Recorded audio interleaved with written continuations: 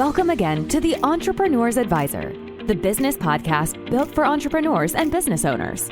Join your host, Chip Schweiger, and his guests as they talk about proven strategies that can help you level up your company to go from 7 figures to 8 and from 8 figures to 9. If you're a business owner, investor, or industry insider looking for actionable tips to make more money, improve profits, and increase the value of your business, you're in the right place.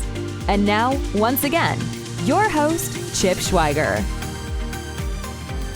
Hi there, and welcome to this week's episode of the Entrepreneur's Advisor podcast, the podcast where you get one actionable tip each week to increase the value of your business. Say, if you're a new listener, a very warm welcome to what we think is quickly becoming one of the best business podcasts for entrepreneurs. And if you're a regular listener and subscriber, thanks for joining us again this week. Really happy that you're here. So I'm your host, Chip Schweiger, and to set the table for the new listeners, I'm a 27-year veteran of public accounting and corporate finance, where I've helped some of the largest companies in America grow. But my real passion is in helping entrepreneurs and business owners like you. So we created this podcast to share what successful entrepreneurs and business owners are doing, and to give you a forum to ask questions and get support to get unstuck if that's where you find yourself. Now, we built this thing for you, so how you feel about the topics we discuss, the guests we have, and the episodes we record is super important. And you know, as global and macroeconomic developments continue to morph, one of the trends we're clearly seeing is business owners developing strategies for how to deal with inflation and recessionary pressures. Now, I know the White House says that we're not technically in a recession, and I get it, but it sure is starting to feel like it, right? Whatever economic cycle we're in at this particular moment, it's certainly putting pressure on consumers and businesses in a lot of ways.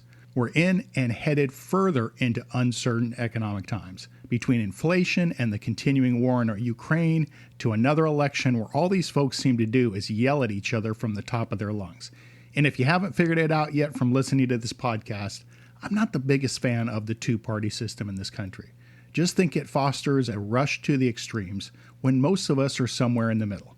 But that's not what this episode is about. So back to the economy. While the industry you operate in may have been mostly immune to rough economic times, and even grew during the pandemic in a lot of ways, it still creates complications in running your business. Interest rates will likely go up, other basic materials can get more expensive too, and you may see a fall off on the margins from some customers. And that trickles up and down the entire chain. While there are no set playbooks to follow when it comes to your business weathering the storm, but I do have some advice that will help you keep afloat. One of these best strategies includes following general guidelines on how others have handled their own turnarounds. But remember, each situation can vary, so look at what works best with yours before trying anything else. So it's these tough times that I want to talk about this week, and I want to do so by giving you 5 pieces of advice to weather the storm. So let's visit on each of them. Number 1 is to look at the big picture. Too often people get caught up in the day-to-day operations of their business and don't take the time to step back and assess the big picture. This can lead to a really narrow view of a company's operations, which can prevent you from seeing important problems that need to be addressed. It's important to periodically take a step back and evaluate your business model to ensure that it's still relevant and still effective. This will give you a chance to identify any areas that need improvement and make necessary changes. Additionally, looking at the big picture can help you better understand your company's strengths and weaknesses, which can be beneficial in developing strategies for growth. Failing to periodically assess the big picture can lead to stagnation and ultimately hinder your company's ability to compete in today's marketplace. And this is especially true if you're operating in a mature industry. For example, suppose a business owner discovers that 2 employees are constantly making mistakes with inventory that cause certain supplies to either be overstocked or understocked. While your initial reaction might be to fire those employees, it could be wiser to think about whether the manager who hired and supervises them has properly trained them. If the manager is to blame, that person could be fired, I suppose. But again, this might not be the best approach. If a manager has developed strong relationships with your customers, it's important that they stay in place. Retraining might be a more appropriate than termination and could even result in increased sales for your company. You can't manage what you don't understand, so by thoroughly scrutinizing the strengths and weaknesses of your employees, it allows for a bird's eye view into any potential problems before they arise. This way, if there are issues with an individual worker or group, you'll know how best to fix them without having too many changes made at once that could cause more troubles than good in future sales volumes. And while we're on it, let's talk about another tip, and that's to inventory your staff. So what do I mean? Payroll is often one of the top costs of any business, so seeing to it that the money is well spent makes a lot of sense. This may involve a thorough review of the staff both when a problem arises and during the normal course of business to make sure that the right people are on board and doing their jobs effectively. Both small business owners and large corporations tend to be penny wise and pound foolish when they hire the least expensive workers. How so? Well, your least expensive workers often don't bring value to a business and may be suspect of their productivity. But they're less expensive, so the thought may be there to save money. Hiring one worker who costs 20% more than the average worker but works 40% more effectively or consistently generates higher sales per hour or per customer makes a lot of sense. I guess what I'm trying to get across is that this is not the time to go with the low-cost employee because you need quality and you need efficiency, and a lot of time you don't get that with the lowest cost employee. By constantly seeking resumes and interviews with new people, business owners can make changes to staff when needed to increase efficiency. Okay, another super important thing to think about is ensuring that you have access to cash. Have you heard me talk about cash flow before? Business owners should take steps to ensure that their company has access to cash, particularly in periods of crisis. Now, in episode 22, we talked about why cash flow is so important and how to get it. And it's even more important when the economy gets a little scrappy. So encourage your customers to pay early. For example, if your payment terms are net 30, offering a slight discount for customers paying in net 10 can really be a big help. Oh, and by the way, try to get to know your vendors and extend payment terms as long as possible. Most vendors will ask businesses for net 30, but once you build up a positive relationship, they may be more inclined to offer net 45 or even net 60. And remember to maintain a weekly rolling cash forecast.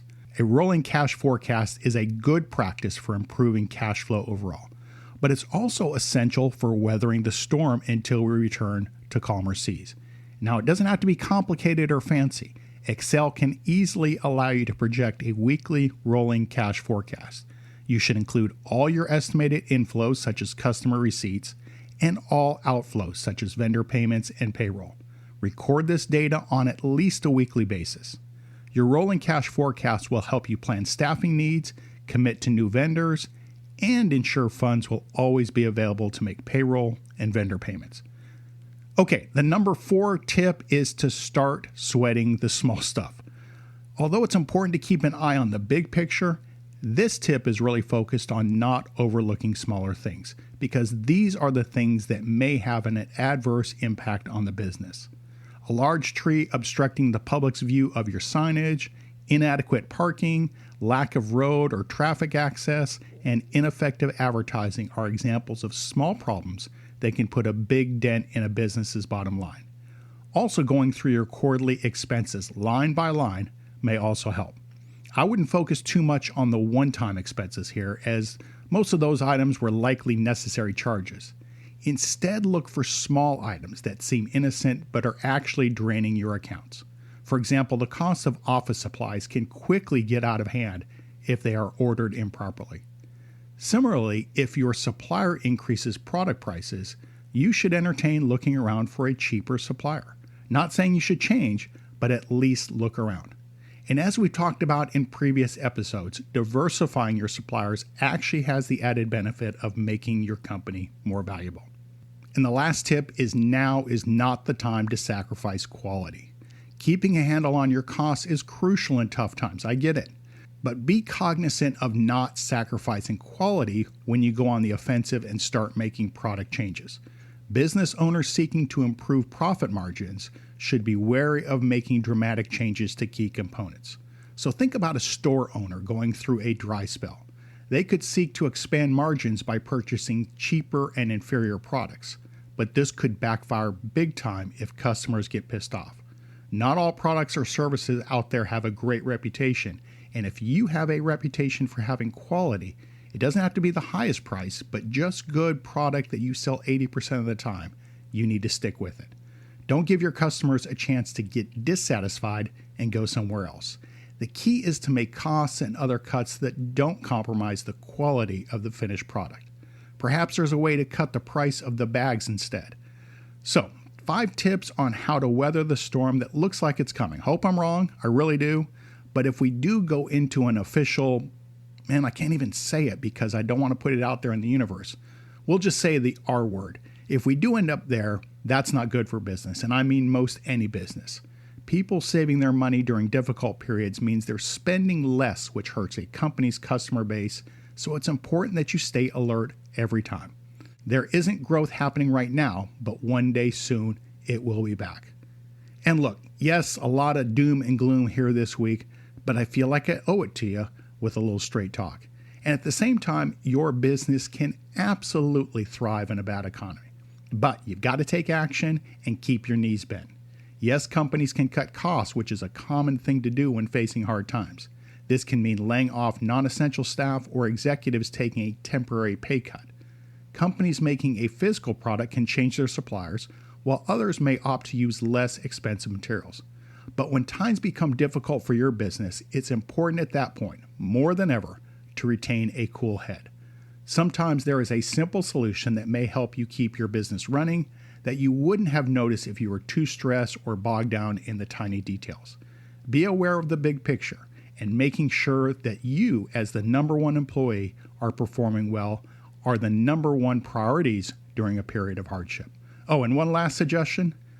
You should also be discussing this with your investors or business partners and getting their feedback on strategies.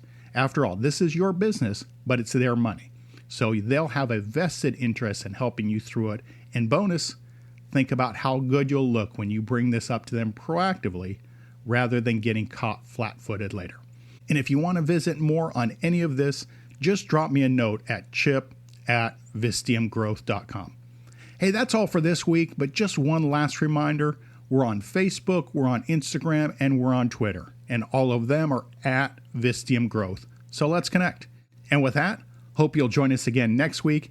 And until then, we'll see you. You've been listening to The Entrepreneur's Advisor, the podcast for entrepreneurs, business owners, and investors. If you've enjoyed today's episode, please subscribe to this podcast. It's easy to do so by clicking on that subscribe button or follow button. And you can also visit us on the web at www.vistiumgrowth.com/podcast. That's VISTIUM growth.com.